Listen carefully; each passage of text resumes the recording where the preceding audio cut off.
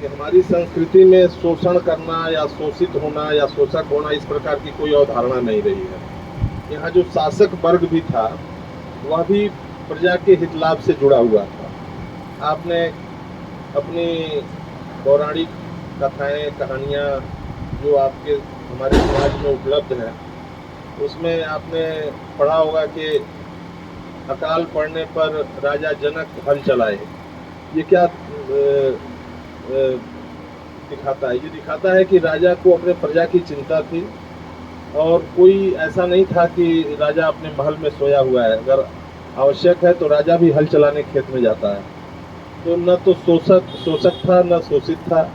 तो ये हमारे भारतीय संस्कृति की अवधारणा थी और इस प्रकार से दत्तोपंत ठेंगड़ी जी ने इस सोच के साथ श्रमिक संघ बनाया कि यहाँ शोषक और शोषित का कंसेप्ट नहीं है। और इसीलिए आप देख भी रहे हैं कि ये संस्था हमारे भारत में और इस अवधारणा को लेकर इतनी बड़ी संख्या में लोगों का जुड़ना ये अपने आप में दर्शाता है कि हम भी सांस्कृतिक रूप से इसी अवधारणा से जुड़े रहने के आदी हैं।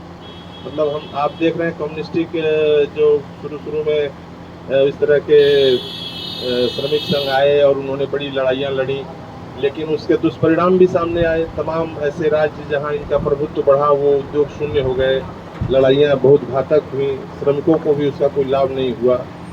तो इस अवधारणा के साथ जो भारतीय संस्कृति से तालमेल बिठाते हुए भारतीय मजदूर संघ ने बहुत ही अविस्मरणीय काम किया और श्रमिक हित के लिए सतत रूप से और अपने भारतीय संस्कृति और सोच के अनुरूप उन्होंने इस श्रमिक संघ के आदर्श स्थापित किए और नए प्रतिमान गढ़े, जिसका लाभ आज मिल रहा है। और देखिए आपका श्रमिक संघ आज इस 70 साल पूरे हुए हैं स्थापना के और इतनी बड़ी तादाद में उसके सदस्य हैं और तमाम औद्योगिक इकाइयों से लेकर के और पब्लिक सेक्टर तक में भारतीय मजदूर संघ के सदस्यों की संख्या सबसे ज़्यादा है।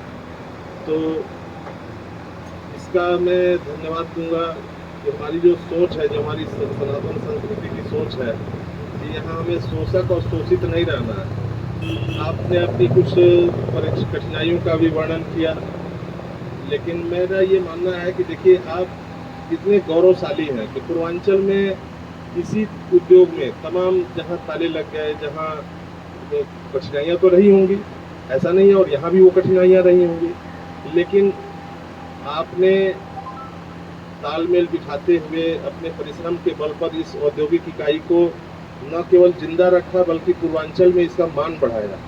तो इसका मान बढ़ाने के लिए आप इस गौरव के आप जो है अधिकारी हैं कि आपने अपने परिश्रम से इस संस्था को रखा, इस संस्था को आगे बढ़ाया और समय समय पर विस्तार हुए, समय समय पर आधुनिकीकरण हुआ। ये सब आपकी वजह से हुआ कि आपने मन लगा करके आपने परिश्रम की पराकाष्ठा की और प्रबंधन तंत्र ने भी आप पर भरोसा रखा, आपने भी प्रबंधन तंत्र का बखूबी साथ निभाया। और देखिए आज ये इकाई चल रही है। आप देखिए आपके अगल बगल में तमाम इकाइयाँ बंद पड़ी हैं, कुछ जो 2-4 साल पहले तक चल रही थी वो भी नहीं चल पाई। तो कभी भी एक मतलब मुझे तो इसका गौरव की अनुभूति होती है कि सतत रूप से हम चल रहे हैं इतनी कठिनाइयों के बावजूद। ये सब आप सभी के प्रयास से हुआ है।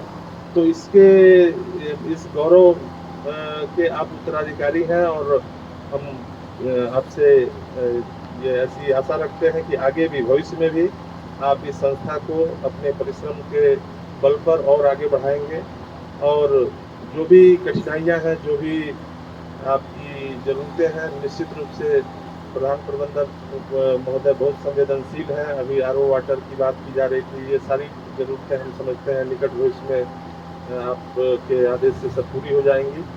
और मैं आज के इस स्थापना दिवस पर आप सभी लोगों को अपनी शुभकामनाएं देता हूँ। बहुत बहुत धन्यवाद।